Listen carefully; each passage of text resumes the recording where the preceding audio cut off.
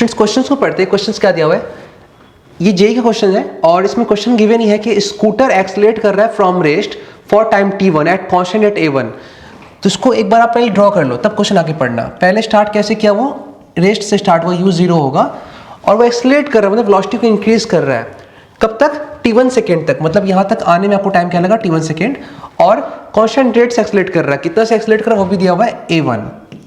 ठीक है, आगे पढ़ते हैं। And then retard at constant rate, उसके बाद फिर क्या कर रहा है, वो घटा रहा है वेलोसिटी। घटाने का मतलब कि एक्सेलरेशन उल्टा लगता होगा ना। ठीक है, रिटार्ड कर रहा है कितना से, a2 से, a2 for the time t2। और ये सब करने में टाइम कितना लग रहा है, t2 लग रहा है। आगे क्या बोला है, एंड कम्स टू रेस्ट, और फाइनली फिर से रुक जाता है। फाइनली फिर से क्या हो गया, वो रुक गया। ठीक है, ये बोल रहा है the correct value of the t1 और t2 का रेशियो, मतलब कि आपको इंडायरेक्टली क्वेश्चन के अंदर में t1 और t2 का रेशियो निकालना है। अब ऐसा क्वेश्चन मैकेनिक्स का आपको क्या करना है, मेनली देखो आपका क्वेश्चन के अंदर कहीं ना कहीं a, t और v का कहानी घूम रहा है।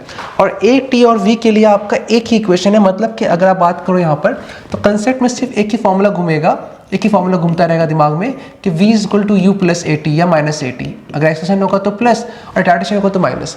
पहले केस में फाइनल वेलोसिटी यहाँ पे क्या है हमको नहीं पता, जो इसका फाइनल होगा वो इसका इनिशियल होगा, वो दोनों के लिए सेम होगा।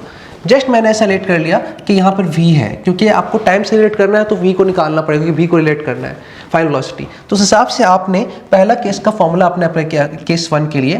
केस 1 के लिए आपने अप्लाई किया क्या कि इनिशियल वेलोसिटी क्या है, फाइनल वेलोसिटी क्या है, v है, इनिशियल वेलोसिटी 0 है, प्लस एक्सेलरेशन कितना है, a1 है, और कितनी देर तक एक्सलेट किया t1 सेकेंड तक। तो यहाँ से आपका पहला इक्वेशन आ गया v is equal to a1 t1, ये क्वेश्चन 1 आ गया। ओके, केस 2 में आप देखो क्या हो रहा है। केस 2 में देख सकते हो आप कि यहाँ पर सिंपल नजर आ रहा है केस 2 में कि इनिशियल v है, तो v इनिशियल और फाइनल क्या है 0, तो फाइनल में 0 डालोगे, इनिशियल में v डालोगे। चूंकि रिटार्ड कर रहा है तो यहाँ क्या डालोगे, माइनस। और कितना से कर रहा है, तो a2 से। कब तक कर रहा है, तो t2 सेकेंड में। हो गया काम खत्म।